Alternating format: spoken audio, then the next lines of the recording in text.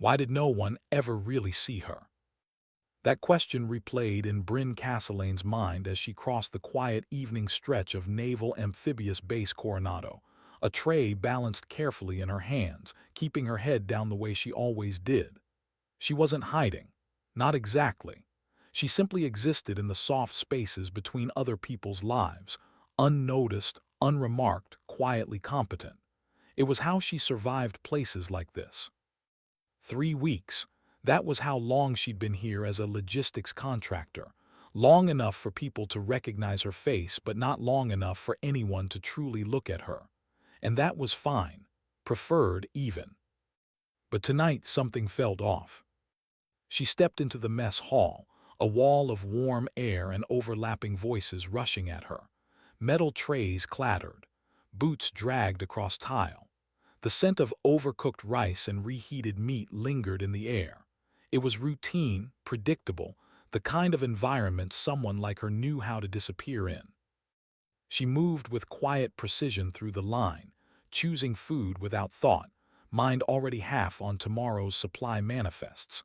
The kind of details people rarely appreciated but always relied on. Her value lived in the unnoticed things, the shipments that arrived early, the missing inventory she found before anyone else realized it was gone. By the time she walked into the dining area, her route was already mapped in her head. Empty corner, left wall, clear line of sight, no traffic. Invisible, safe. But then someone laughed too loudly at a nearby table, young voices, the kind that still carried the overconfident shine of trainees who hadn't yet been weathered by the job.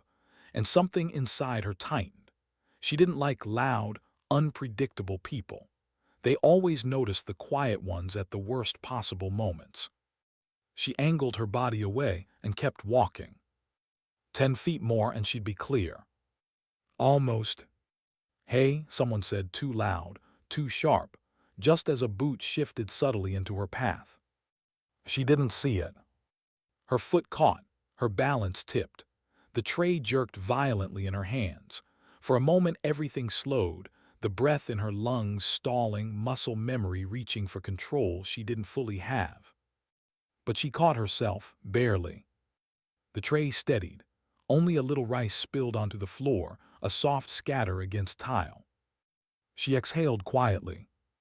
That should have been the end of it. But the trainee, Keller, she remembered his name from some paperwork, stood up in an exaggerated movement that felt more like a performance than genuine concern. "You all right there?" he said, voice dipped in mock helpfulness. "Gotta pay attention where you walk." The table laughed. Not loud, not cruel, just that uneasy, shallow laughter people give when they want to fit in. Bryn's stomach tightened. She set the tray down, ready to quietly clean the mess and move on. "I'll handle it," she said softly, neutral, professional. But Keller stepped closer, invading her space in a way that made her shoulders instinctively lock. He reached out, not gently, catching her sleeve as if pulling her into the moment. And then, impulsive and careless, he let irritation win. He flicked his hand against her cheek, not a strike meant to injure, but a sharp, disrespectful gesture meant to embarrass, meant to entertain his friends. The sound wasn't loud, but the silence afterward was. Bryn's breath caught, not from pain, the contact barely registered, but from the sudden, crushing awareness that every set of eyes nearby had turned. Not at him. At her. Heat crawled up her neck. Her hands trembled once, a tiny, private betrayal, before she curled them into a fist at her side. "Don't react. Don't give him anything. Just stay small, stay quiet, stay." She knelt and began gathering the spilled rice one piece at a time, each grain a tiny anchor keeping her from floating away in humiliation. Her face felt hot, but she didn't raise a hand to touch it. Didn't want to acknowledge what had happened. Didn't want anyone to see that it mattered. Keller smirked behind her. "See, no big deal, she's fine." Another round of uneasy laughter. Bryn focused on the floor, on her breathing, On the familiar weight of the silver bracelet sliding down her wrist, the bracelet worn soft at the edges, the one thing she had never allowed herself to remove. She tried to retreat into that familiar invisibility. But this time, the room refused to let her disappear. It started at a table in the back. A single seal operator, older, weathered, the kind whose eyes spoke a language of deployments and losses, froze mid-bite, fork suspended halfway to his mouth. He wasn't looking at Keller. He wasn't even looking at Bryn's face. He was staring at her wrist, at the bracelet. His expression shifted, not anger, not shock, but recognition. Deep, sudden, unmistakable. He lowered his fork slowly, deliberately, then he stood up. Just stood. A heartbeat later, the man beside him rose too. Then someone at the next table. Then another. And another. Chairs scraped the tile in uneven jerks, the sound multiplying, echoing, becoming something heavy and unignorable. The kind of sound that swallows conversation whole. The kind that belongs to moments everyone senses but no one understands yet. Keller's smirk faltered as he turned and saw them. 30 operators, some mid-meal, some already finished, all standing. Not talking, not moving, not looking at him. Their eyes were on Bryn. On the quiet woman kneeling on the floor, gathering rice with trembling hands, trying desperately to shrink back into nothingness. Keller swallowed hard. What are they doing? His friends didn't answer. One of them had gone pale. Another muttered, "Keller, man, stop, just stop." But it was too late for stopping. Because through the wall of silent men, a path opened, slow, inevitable. Senior Chief Garrett Falk stepped forward. He didn't raise his voice. He didn't rush. He simply moved with the kind of authority that made the room hold its breath. Bryn felt him long before she saw him, the weight of presence settling beside her like a shadow. He didn't look at Keller. Not even once. He looked only at her. "Evening, Osprey," he said quietly. And all the air left her lungs. Her hand froze above the remaining rice. The bracelet glinted under the fluorescent lights. She closed her eyes. "Senior Chief," she whispered, "you don't have to do this." Falk's reply was gentle. "Yeah," he said, "I do." Behind them, the room stayed utterly motionless. 30 men standing still as stone, not because someone told them to, but because something older, deeper, and heavier had been awakened the moment they saw that bracelet. And Bryn, still kneeling, still small, still trying not to be seen, felt the ground shift beneath her feet in a way she had spent her whole life avoiding. She wasn't invisible anymore. She never had been. Not to them. Not to the ones who recognized the name she'd spent years trying not to speak. Not to the ones who looked at her bracelet and remembered the pilot who had saved their lives. Not to the ones who knew exactly who her mother was. And exactly what her mother had done. What did they see that she could? That question pressed hard against Bryn's ribs as she remained on the floor, hands still hovering above the last grains of rice. The entire mess hall felt too bright now, the lights too harsh, the air too thick. She had spent years perfecting invisibility, slipping between moments like a shadow, surviving by never demanding space. But now, she was surrounded by silence so loud it felt like it echoed inside her skull. Senior Chief Falk crouched beside her, slow and steady, giving her time to breathe. He didn't touch her, didn't reach for the tray. He simply matched her height as if refusing to look down at her. "Bryn," he said softly, "stand up when you're ready." The tremble in her fingers returned, not from fear, not anymore, from the sudden disorienting pressure of being seen, really seen. She swallowed, nodded once and rose. The bracelet slid down her wrist, a single charm catching the light, the metal worn from years of touch. She moved her hand instinctively to cover it. But Falk gently shook his head. "Don't hide that," he said. She looked away. She couldn't help it. Keller stood several feet back now, stiff and pale, eyes darting between Falk and the silent line of operators who had yet to sit down. He looked like someone who had accidentally stepped into a story far bigger than he understood, because he had. Falk straightened, turning his body just enough that Bryn remained in his line of sight. He didn't glare at Keller, didn't threaten him. That wasn't how men like him handled things. Men who had survived the worst corners of the world didn't posture. They just expected better. "You done here, son?" Falk asked quietly. Keller nodded quickly. "Yes, Senior Chief, I didn't mean." Falk's voice cut through the air like a slow blade. "Walk away." No shouting, no anger, just a statement of fact. Keller obeyed instantly, stepping back until he disappeared behind a wall of tables and wide-eyed trainees who suddenly found their food much more interesting. No one laughed now. No one whispered. The air felt strangely reverent. Bryn wished she could disappear too. She wished they hadn't stood for her, wished they hadn't reacted, wished, with an ache she didn't dare name, that she wasn't the reason the room had shifted. She turned toward her corner table, ready to retreat the way she always did, but Falk motioned gently. "Sit with us." Her breath caught. "No, thank you," she said quickly. "I'm fine."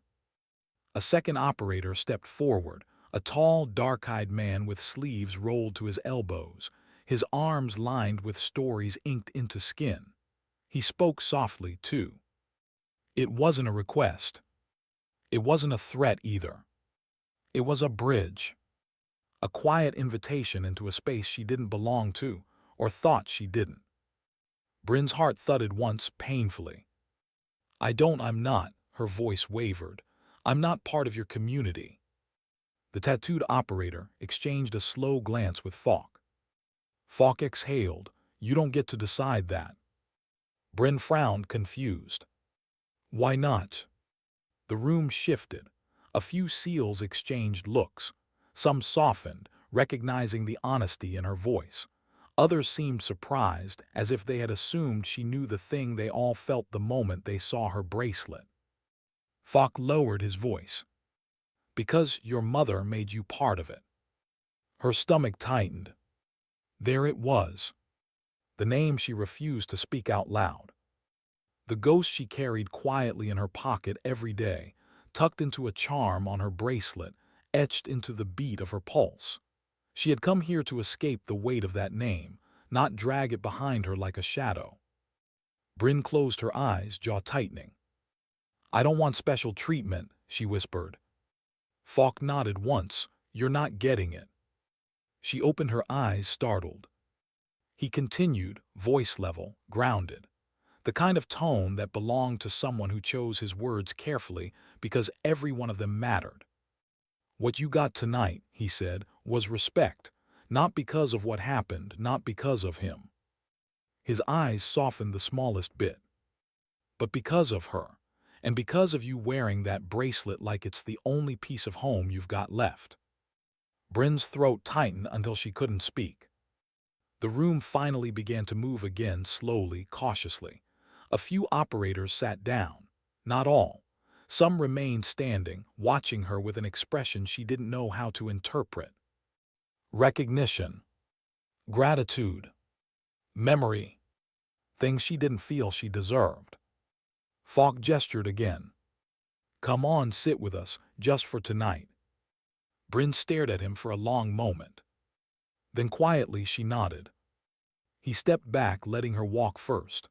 Not in a grand gesture, not in a show of protection or ownership, just in respect. She took a slow, careful step. Then another. The room didn't quite return to normal. The air still hummed with something unspoken, but people gradually returned to their meals. Conversations resumed in softer tones. Trainees lowered their heads. Operators pretended not to watch her cross the floor, but she could feel their eyes anyway. She approached the corner of the long table where Falk and several senior operators sat. Half-eaten meals were pushed aside to make room for her tray. An older seal with salt and pepper hair gave her a gentle nod. "Ma'am." She blinked. "I'm not, you don't have to call me that." He smiled faintly. "Your mother would haunt me if I didn't." The table chuckled softly. Bryn sat, her movements small, careful. The tray clinked slightly against the wood. She folded her hands, unsure what to do next. The man with the inked arms leaned back in his seat, studying her. "You really didn't know, did you?" he asked. She swallowed. "Know what?" "That half the men in this room owe their lives to your mom." Her breath caught. I knew she flew missions," Bryn said. "I don't know details, she didn't tell me much." Falk's voice softened. "She wasn't supposed to." A weight settled in her chest, familiar, sharp, and difficult to breathe around. She looked down at her bracelet. "I didn't come here because of her," she said quietly. "I came because I didn't know where else to go." The table fell silent. Not the heavy silence from earlier, something gentler, understanding, shared. Falk leaned forward. "You don't owe us an explanation," he said, "but you should know something." She glanced up. "No one in this room stood for you because you're a legacy. They stood because we saw someone trying to shrink herself into nothing after being disrespected." His eyes held hers steady. "And we don't let that happen here." A quiet pause settled, steady calm. Bryn let out a shaky breath she'd been holding for too long. Around her, the table resumed its quiet conversation. SEALs talked about training rotations, equipment failures, and upcoming evaluation. Familiar rhythms she'd heard from a distance but never within arm's reach. For the first time since she arrived at Coronado, she didn't feel like a ghost wandering through someone else's story. For the first time, she felt the faint, fragile outline of belonging. She didn't fully understand it. She didn't trust it. But she felt it. And that alone unsettled her more than anything tonight. Because what she didn't know, what none of them had said yet, was the part that mattered most. There was something about her mother's final mission no one had ever told her. Something that tied directly to why these men reacted the way they did. Something Bryn wasn't prepared to face. Not yet. But the truth had already begun to move toward her, quiet, patient, unavoidable. And tonight was only the beginning. Why did their kindness make her uneasy? Bryn asked herself that as she walked out of the mess hall later that night, the faint ocean wind brushing across her face. The sky over Coronado was a deep navy, dotted with distant stars barely visible beyond the glow of base lights. A faint tremor still lived in her hands, but the worst of the adrenaline had faded, leaving behind a strange mix of relief and dread. She had survived being noticed, but now she didn't know what came next. The bracelet on her wrist felt heavy, heavier than it had in years. She lifted it gently, letting the single charm rest against her palm. The edges were softened from years of touch, the engraving almost faded. A small pair of wings.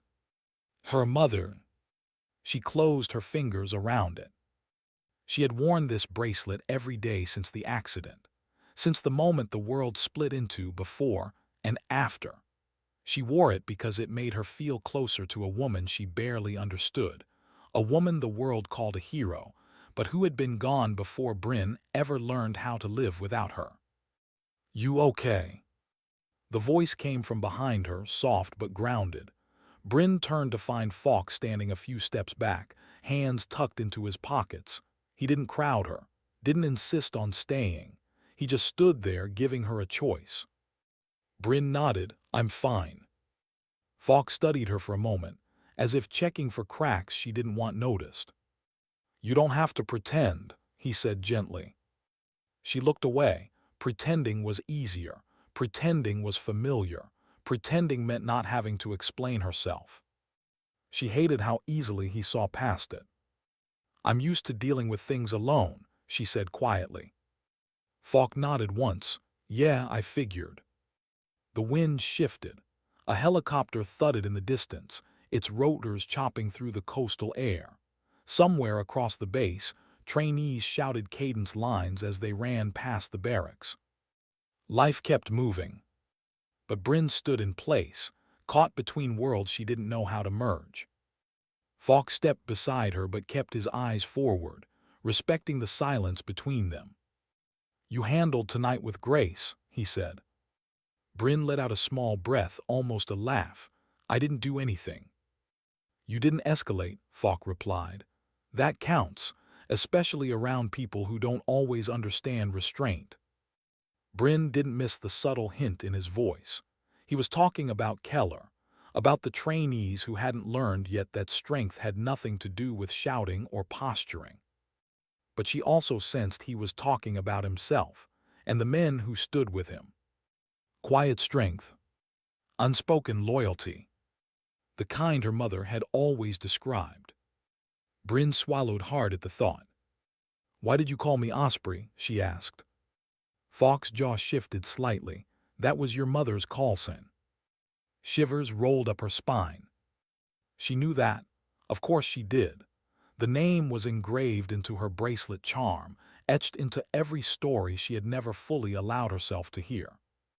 But hearing it spoken aloud, by someone who had known her mother, made her chest tighten in a way she couldn't control. Falk continued, voice low. "She flew with us, not officially, but close enough." Bryn frowned. "I thought she flew transports." "She did," Falk said, "and a lot more, things she didn't write in her after-action reports." Bryn waited. Falk didn't continue. She realized he wasn't avoiding. He was choosing his words carefully, deciding whether to open a door she didn't know she was standing in front of. "What aren't you telling me?" she whispered. Falk exhaled. "There are things about her last mission that you deserve to know, but not tonight." "Why not tonight?" "Because you're not ready." Bryn stiffened. "You don't get to decide that." Falk met her eyes. "Maybe not, but I've seen what happens when someone gives you the truth before you're ready to carry the weight of it." The wind blew softly between them. Falk didn't break eye contact, didn't back down, but he didn't push either. He had the patience of a man who had spent years watching people fall apart, then helping them pick up the pieces. "Bryn," he said, "what happened in that mess hall tonight? That wasn't about a trainee crossing a line." "Then what was it about?" Falk took a slow breath. "It was about the fact that you walked into a room full of men who owe a dead pilot their lives, and none of us were expecting to see the woman who carries her legacy quietly like it's something she's afraid to break." Bryn's throat tightened. She looked down. "I'm not her." "No," Falk said, "you're you, and that's enough." The words hit harder than she expected. She turned away, staring at the coastline, letting the waves swallow the silence for a few moments. The ocean didn't judge the heaviness in her chest. It didn't demand she be brave or strong or anything other than a person standing in the night trying to breathe. Falk finally spoke again. "Walk with me." Not a command. Not an order. Just an invitation. Bryn hesitated, then nodded. They walked down the path that led past the barracks and toward the edge of the training fields. The soft crunch of gravel under their boots was the only sound for a while. "You don't talk much," Falk observed. Bryn shrugged. "Talking gets people hurt." Falk's brow lifted. "You've seen that." "A few times." "Family." She hesitated. "Life." Falk didn't push, but she could feel him listening even in silence. Minutes passed. They reached a stretch of fencing overlooking the water, illuminated by thin security lights casting long shadows across the ground. Bryn rested her hands on the cool metal rail, letting the wind cool her cheeks. Falk leaned beside her. "You know," he said, "your mother wasn't loud either." Bryn looked up sharply. "She spoke with intention," Falk continued. "Never wasted words, but when she did speak, whole teams listened." Bryn swallowed. I don't remember her that way. How do you remember her? Bryn closed her eyes, searching. The memories were faint, more weathered edges than clear shapes. I remember she always smelled like jet fuel and mint gum, she said quietly. I remember she never let me wait for her outside the hangar when she came home. She'd make me stand a few feet back because of the wind from the rotors. A small smile softened her voice. And she'd pretend she didn't see me running toward her, even though she always did. Falk nodded gently. That was her, he said, always thinking of the blast zone, even at home. Bryn's smile faded. But I don't remember the missions, she whispered. I don't know what she did, what she saved, who she saved. All I have are fragments. Falk's expression shifted, quiet grief, quiet respect. You have more than you think. Bryn looked at him, confused. Falk tapped the bracelet on her wrist. You have the truth right there. Bryn's pulse quickened. Whose wings are those? Falk asked softly. My mother. No, Falk said, not just hers. Bryn's breath caught. He stepped back, giving her space. When you're ready, Falk said, ask me about the last person she carried out of a combat zone. Bryn's heartbeat echoed in her ears. Who was it? She whispered. Falk shook his head slowly. Not tonight. She stared at him, frustrated, curious, afraid. Falk gave her a faint, almost sad smile. But when you're ready, he said, you'll understand why every SEAL in that room stood up the second they saw you. He turned then, heading back toward the lights of the base. Bryn remained at the fence, gripping the metal rail, trying to breathe. There was something she had never been told. Something her mother had hidden. Something these men knew. And now, it was coming for her. Why couldn't she shake the feeling that the truth was already chasing her? Bryn lay awake long after midnight, staring at the dim shape of the ceiling in her small room. The faint hum of generators filtered through the walls, blending with the distant beat of ocean waves. She turned onto her side, pulling the thin blanket closer. Every time she closed her eyes, she saw the moment the mess hall fell silent. The chairs scraping. The operators standing. Falk calling her Osprey. The weight of it pressed against her chest. She wasn't supposed to be seen. She wasn't supposed to matter. And she definitely wasn't supposed to carry a legacy she didn't ask for. But tonight had cracked something open. And the truth she'd been hiding from was starting to leak through the cracks. Bryn rolled over and stared at the bracelet on her wrist. She had worn it for so long that the metal had warmed to her skin, like it belonged there. Her mother's wings. Except Falk's voice kept replaying. Not just hers. Bryn exhaled slowly. She didn't understand what he meant. Not yet. But she was tired of running from shadows she didn't fully see. She sat up, letting the blanket fall to her lap. A decision formed inside her, uncertain, shaky but real. She needed answers. And the only place that might hold them was the one place she never visited at night.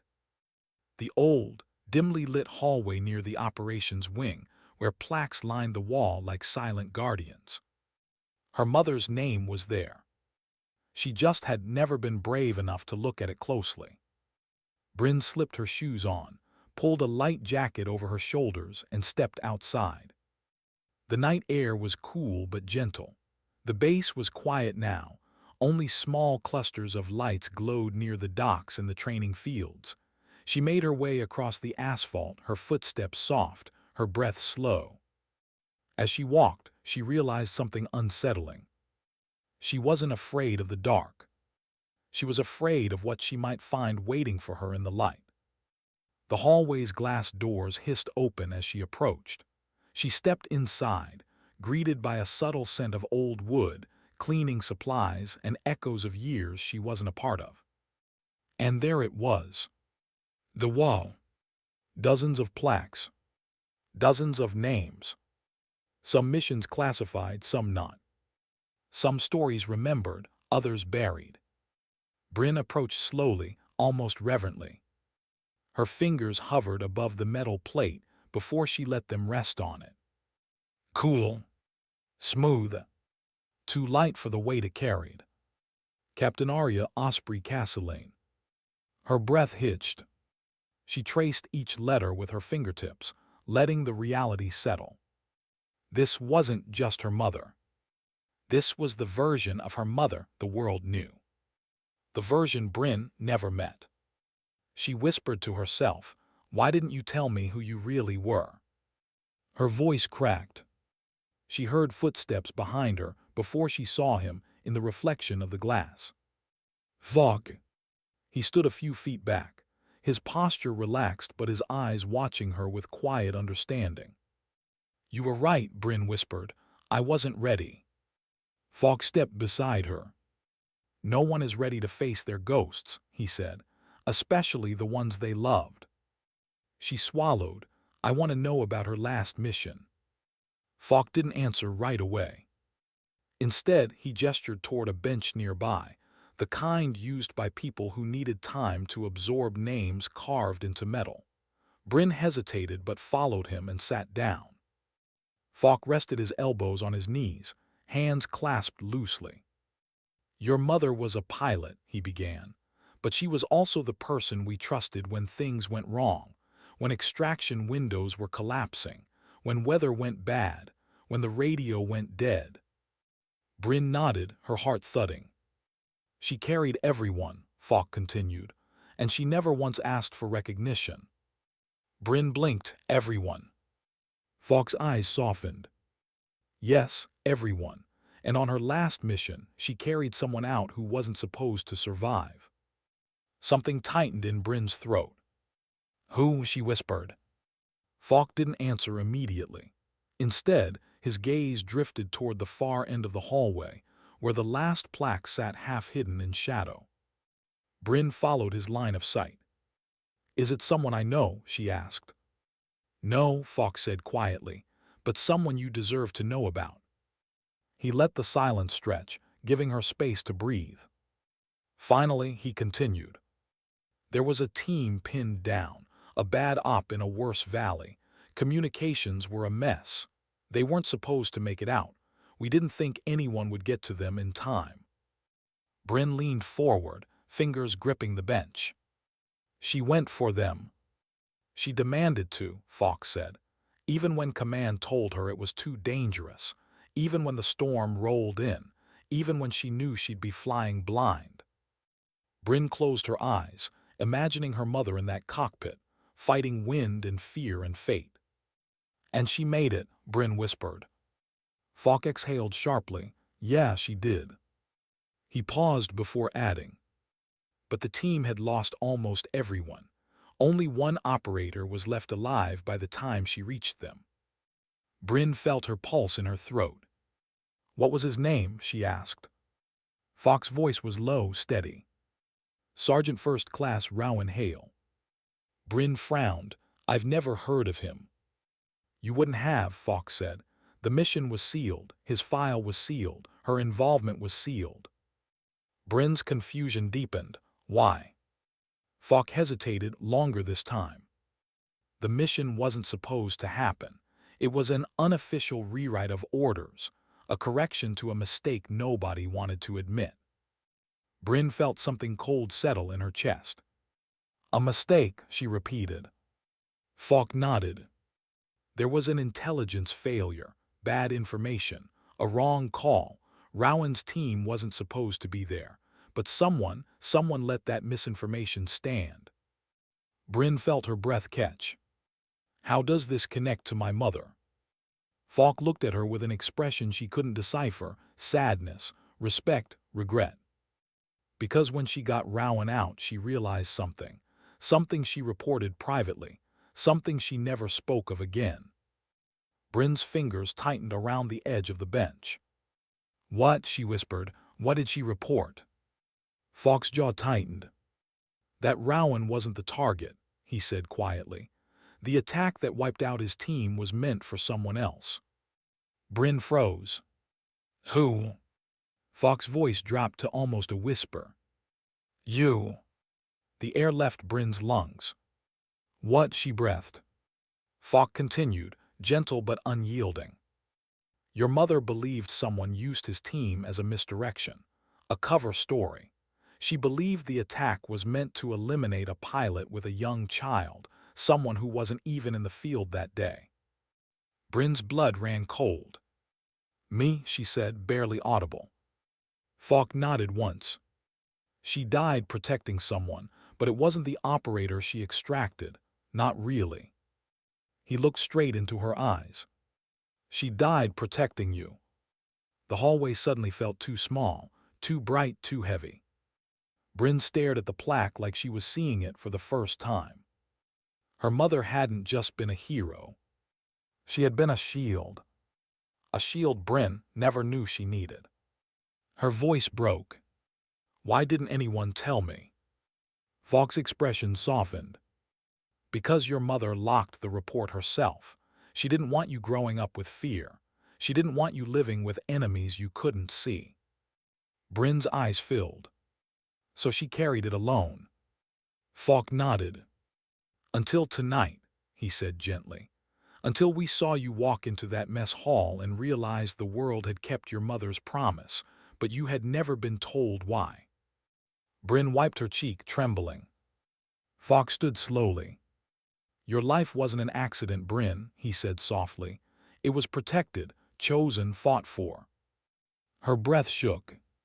And now, Falk added, it's time you knew the rest. Bryn looked up at him, heart pounding, world spinning. The rest, she whispered. Falk's face was grave. Because Rowan Hale didn't die. Bryn blinked. What? Falk nodded. He survived, and he's been waiting a long time to find you. A chill ran through Bryn's entire body. Why? She asked, voice trembling. Falk didn't blink. Because he knows who orchestrated that ambush. Bryn's heart slammed against her ribs. And Bryn, Falk said softly. She looked up, breath frozen in her lungs. He believes they're still out there. Why did the truth feel heavier than any lie she had ever carried? Bryn didn't know how long she sat there after Falk's words settled in the air like dust that refused to fall. Her heartbeat thudded inside her chest, unsteady, fragile. The hallway felt colder now, every sound sharper, the hum of fluorescent lights, the soft pop of cooling metal, the distant thump of footsteps somewhere in the building. Rowan Hale. Alive. Waiting. For her. Her throat tightened. Why? She whispered again, even though Falk had already explained. He stayed quiet, watching her with the patience of someone who understood shock and grief, and the strange, heavy silence that came when a person learned their life was bigger and more dangerous than they ever believed. Finally, he spoke. Let's get you some air. She nodded numbly. He walked beside her down the hallway, neither rushing nor slowing her. When they stepped outside, the night breeze washed over her skin, soft and steady. The ocean's rhythm felt almost grounding, each wave a reminder that life didn't stop just because she wanted time to freeze. Bryn wrapped her arms around herself. You said he's been waiting to find me. Falk nodded, for years. How? She asked. How could he possibly know who I am? Falk took a breath. Your mother told him. Bryn's body stiffened. She saved him, Falk continued, but while she was carrying him out, he understood something. He realized the attack wasn't about him. He wasn't the reason his team died. The missing logs, the altered coordinates, it all pointed somewhere else. Her stomach clenched. To me, she whispered. Falk nodded. Your mother didn't confirm it, but he saw the way she reacted when the intel finally lined up. He saw the fear not for herself, but for someone back home. Bryn swallowed hard. He used what little strength he had left to ask her why she did it, Falk said. Why she risked her career, her life, the mission, everything. Bryn waited. Falk's voice softened. And she said, because someone is waiting for me. Bryn closed her eyes. Her mother's voice, faint in memory, echoed through the years. Waiting for me. Bryn felt like she was falling through time. But Rowan didn't know your name, Falk continued. Not then. He only knew your call sign, a nickname your mother used, something she kept private. Bryn frowned. What call sign? Falk hesitated, almost smiling as if the memory hurt and healed at the same time. Osprey 2. Her breath caught. She used to say, Falk said softly, I fly for Osprey 2. Bryn covered her mouth with her hand. The tears came slow, one by one, not dramatic, not loud, just quiet, steady grief. Falk didn't interrupt, didn't console her with words that rang empty. He simply stood beside her, letting the moment be what it was. When she finally looked up again, she felt lighter and heavier all at once. What does Rowan want from me? She asked. Falk's expression became serious. He wants to finish what your mother started. Bryn blinked. Protecting you, Falk said, and exposing who targeted your family. Her heart pounded, but why now? Why after so many years? Falk sighed, gaze drifting toward the dark horizon. Because something changed. Bryn waited. There was chatter, Falk said quietly. Loose talk about an old operation resurfacing, a file that never should have been touched. And then, someone tried to access a sealed database with your mother's records. Bryn felt a cold prickle run down her arms. Someone's looking for me, she whispered. Falk nodded. And Rowan thinks they won't stop this time. They walked until they reached the edge of the docks, the wooden planks creaking gently under their weight. Boats swayed softly, ropes tugging against metal cleats. Bryn sat on the edge, feet dangling a few inches above the water. She stared at her reflection, faint, rippling, barely holding shape. Why me? She asked, voice thin. I don't have anything, I'm not military, I'm not important. Falk sat beside her. You're important to the people who matter, he said simply. She shook her head. That doesn't make sense.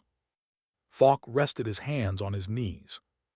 Bryn, some people go after targets because of what they did. Others go after targets because of what they're connected to. Bryn blinked, confused. Falk continued softly. Your mother wasn't just a pilot. She was involved in operations that changed outcomes, saved teams, altered missions that were meant to fail. And someone out there, he hesitated, someone out there blamed her for surviving. Bryn's breath stilled. Blamed her. Not for dying, but for living long enough to save someone. But she didn't survive, Bryn whispered. Falk's jaw tightened. No, she didn't, and there are people who think that means the debt wasn't paid. Bryn's stomach dropped. Debt. Falk looked at her, a long, heavy look. Your mother wasn't the target because of who she was. She was the target because of what she uncovered. Bryn swallowed. What did she uncover? Falk shook his head. We don't know. Rowan might. Or he might only have enough pieces to see the outline. Bryn stared at the water. And me, she whispered. Why would I matter? Legacy, Falk said quietly. Sometimes, eliminating the last piece of a family closes a chapter for people who don't want certain stories getting out. Bryn's pulse raced. So they think I know something.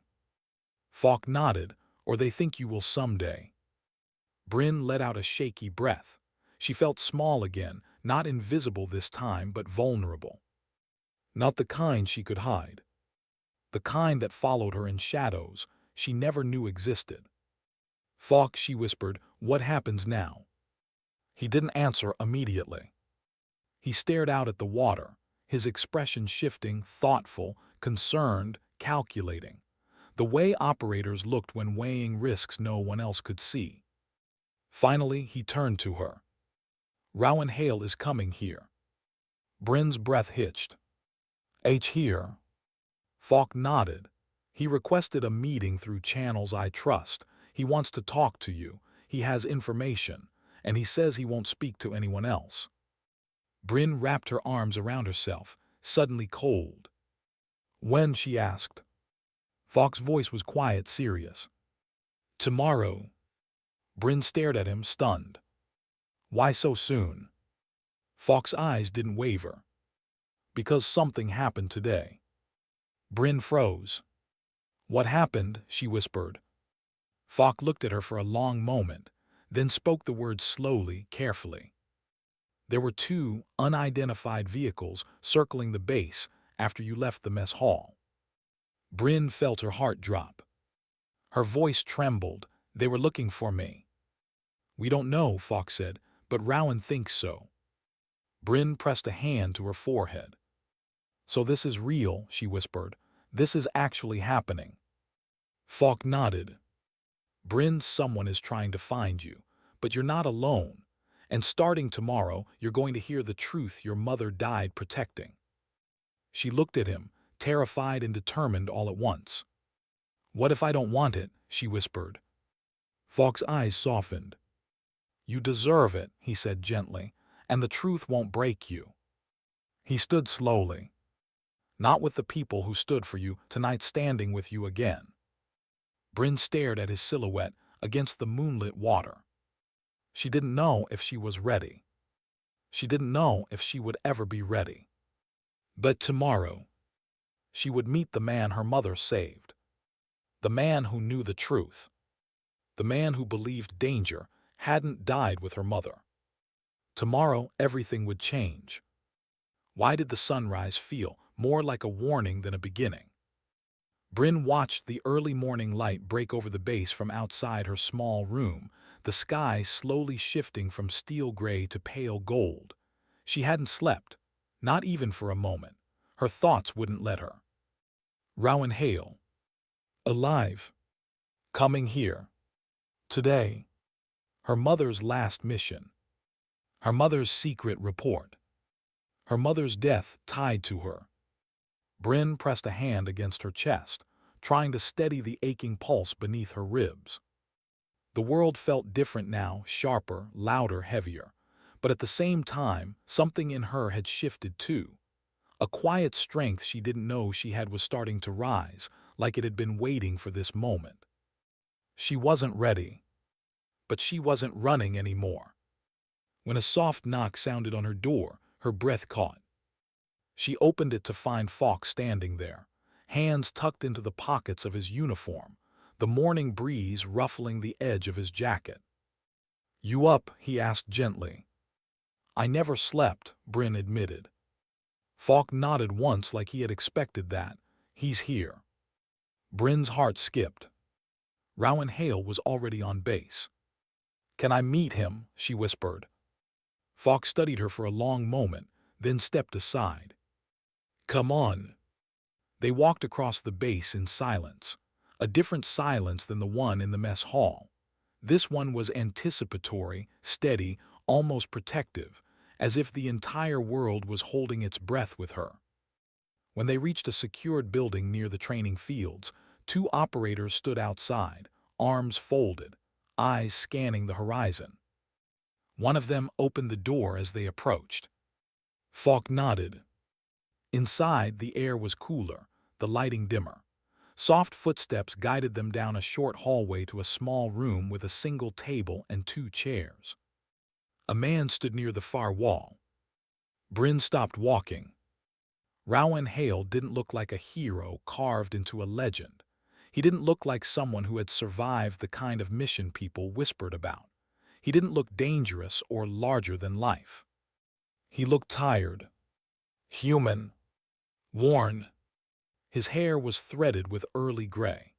Faint scars marked the line of his jaw and his hands, not deep or dramatic, but the kind that spoke of years spent doing work most people avoided. When he turned, his eyes met hers instantly. And Bryn froze. Not because of who he was, but because of what she saw in his eyes. Recognition. Not of her face, of her mother. He saw her mother in her. And that alone nearly stole Bryn's breath. Rowan stepped closer, slow, respectful, controlled. Bryn Castellane, he said softly. I've waited a long time to meet you. Bryn swallowed.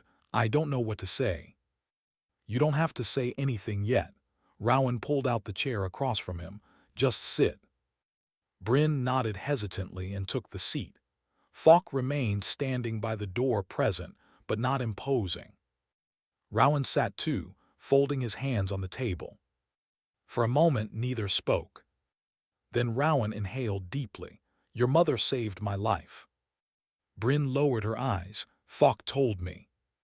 No, Rowan said gently. He told you the facts, but that wasn't the story. Bryn looked up, confused. Rowan's voice was soft but unwavering. Your mother didn't just pull me out of there. She didn't just fly into a storm or break orders or risk everything. He paused. She talked to me. Bryn frowned. Talked. Yes, Rowan said. When I woke up in her aircraft, bleeding and half-conscious, I apologized. I told her she shouldn't have risked herself for me. I told her I wasn't worth it. Bryn held her breath. Rowan looked directly at her. And she said, I didn't do it for you. A sharp ache filled Bryn's chest. He continued. She said, I did it because someone needs me to go home, someone small, someone who thinks I hung the moon. Bryn felt tears prick her eyes.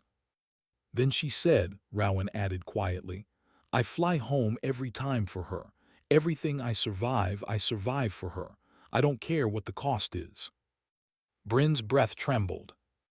Rowan leaned back slightly, giving her space. You were the reason she was brave, he said. Not the missions, not the medals, you. Bryn wiped at her eyes, embarrassed. Rowan didn't look away. He didn't pity. He just listened, steady and grounded, like someone who understood what it meant to carry a story too heavy for one person alone. When the crash happened, Bryn whispered, voice cracking. Why didn't she survive? Why didn't she come home? Rowan's expression tightened, not with guilt, with grief. She did everything right, he said, but the aircraft was hit twice. She held the controls as long as she could, and she managed to protect her crew with the last bit of strength she had. Bryn closed her eyes.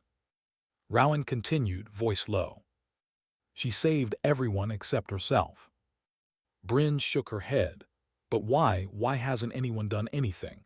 Why hasn't the truth come out? Why hasn't this been investigated? Rowan exchanged a quiet glance with Falk, then looked back at her.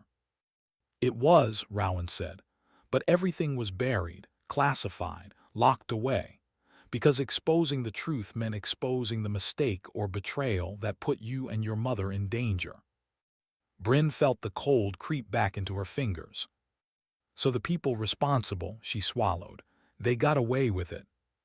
For a while, Rowan said, but people don't get away forever, Bryn, not really. They get older, they get careless, they start talking. Bryn looked up at him, searching his expression.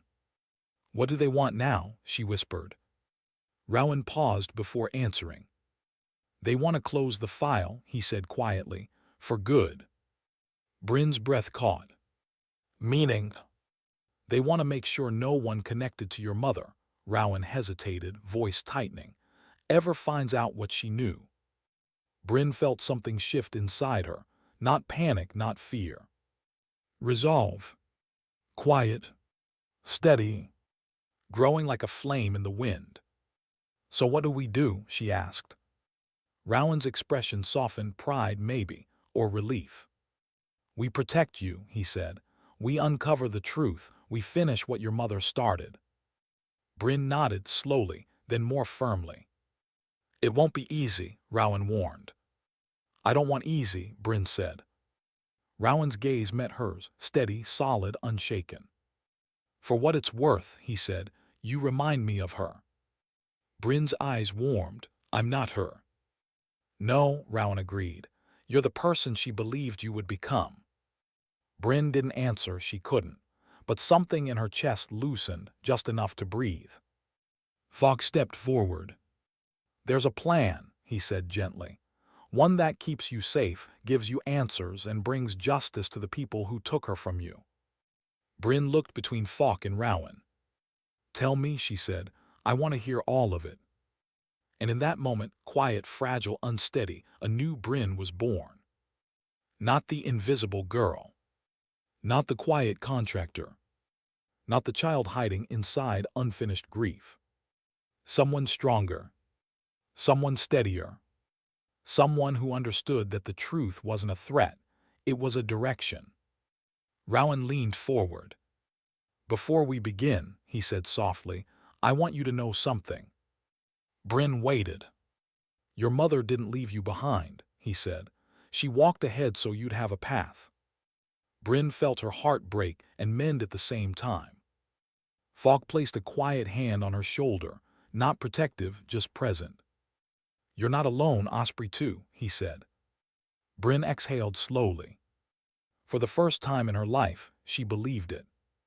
And somewhere deep inside her, past the fear, past the grief, past the weight of all the years without answers, something finally settled into place.